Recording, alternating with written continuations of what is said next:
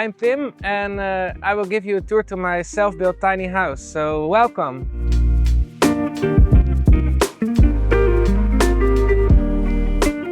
One of the favorite places in my house is the garden, and we use the permaculture principles in the whole area, so also in my garden, and we observing the nature and then react on that. So we're not invaders of nature, but we are living together with them. So for example, if those plants are coming over here, then we let them, and only if we want to plant a tree, we make a spare hole and there we plant a tree.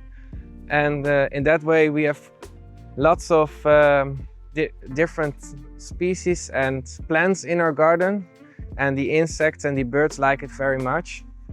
I've got some fruit trees in my garden. I've got apple, cherries, walnuts, all kinds of berries, prunes. I hope it becomes once a sort of food forest. This is my favorite sitting area. It's always shut from the wind and it's quite intimate. I also got another area. It's over here. Here's a larger table. I can have friends, and I've also got the opportunity to make a fire pit. Over here I've got my herb area, and this is quite nice for the cooking, and I come here every day to get something and do it in my dishes for the night. I live here now for 2 years. So far I'm quite happy with it, especially the outdoor opportunities, like being every day in the garden, having friends over, being part of a community. I really like that. I think the building time was 2 years or something. It was quite harsh. I think not only the building part was quite enduring, but also the conversations with municipality and getting all your papers done. But on the end, it was worth everything. I think I've learned a lot of it, and that's also important for me. Things I will improve next time. I think isolation is the most important thing to do better. I'm quite happy with it, but if I want to lower my energy costs, then still I can go for thicker walls, better isolation materials. Maybe also not building my own windows, but buying already designed ones, so they are better in isolation as well. Underneath my house I built these fences. They are protecting the house from the wind, and they are also giving me an extra storage for building materials and saws and everything. And I also always collect pieces of wood and planks to be able to build something new, and that's also underneath this house. We're now in the kitchen. The kitchen I made of all kind of pieces of wood that I collected during my building time. Some is my old shelf in my old living house. These are all wooden stuff from the art school where I was on. And all those details I bought on Marktplaats, second-hand thrifting website. For the electronic devices I choose A++ label, so it's the best for the energy savings. I don't have warm water. I only have warm water when I cook it with a pressure cooker. So for example, when I do dishwashing, I have to take first a moment to warm the water, and then I can wash. And I chose for it because it's more mindful. You're more aware of what you're using. And also if I wash myself or brushing my teeth or my skin, I also do the same method. Then I have a shower back there, but I will show you later. It's just a normal bed, but I've also got a small TV over here, which I also can show to a computer, making here a workspace, and then I can work over here next to my window. The bed is 2 meters long and 1.4 meters wide. And then above it like below. Yeah, this is now for books and board games and that kind of things. My closet is behind you. Over here I've got infrared panels. They are for the heating. Eventually I'm not that happy with that, so I also use an electronic heater, but it's a nice advantage.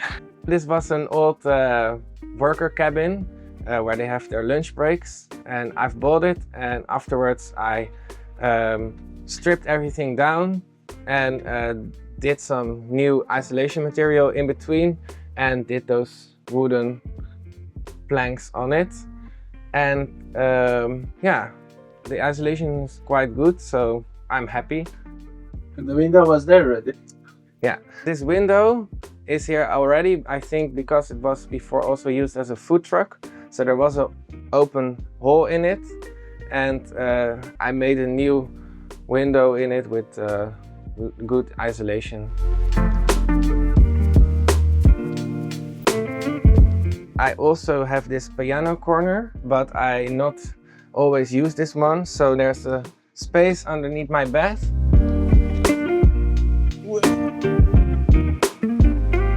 Where I can drop it. And then I have here a nice empty corner. And here I can put my rubbish. These are empty fruit boxes. Even these are as well.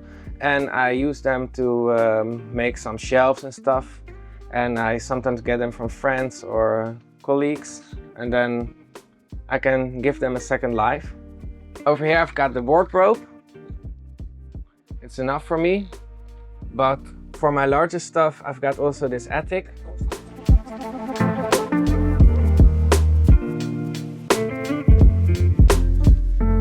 And you can put everything you want over here.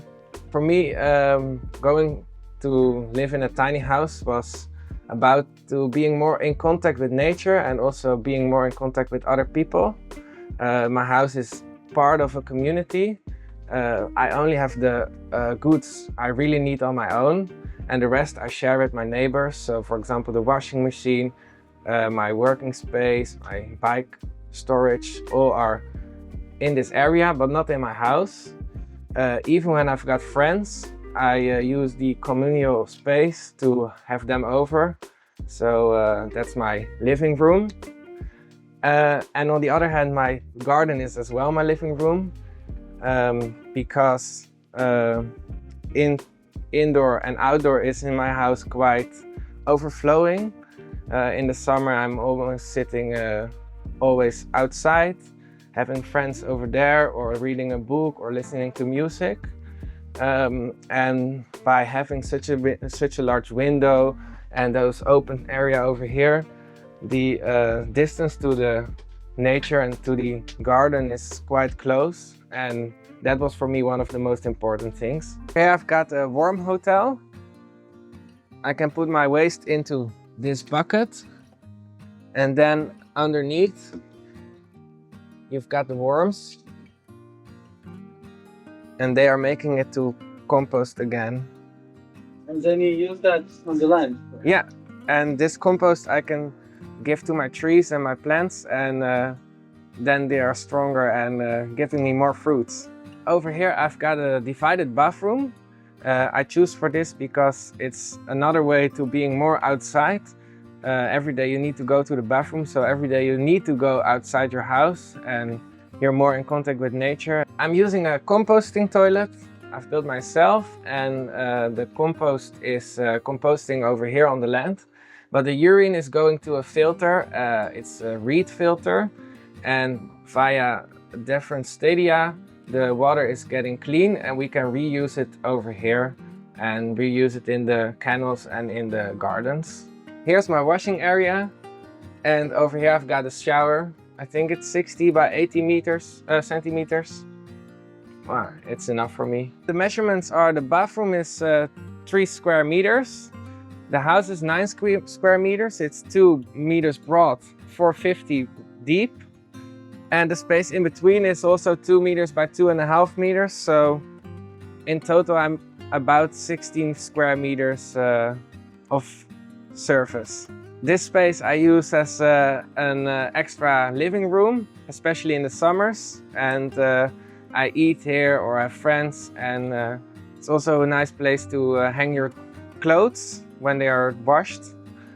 And it's also the entry to my garden. This was my tour, and I hope I inspired you, and maybe we'll see you again.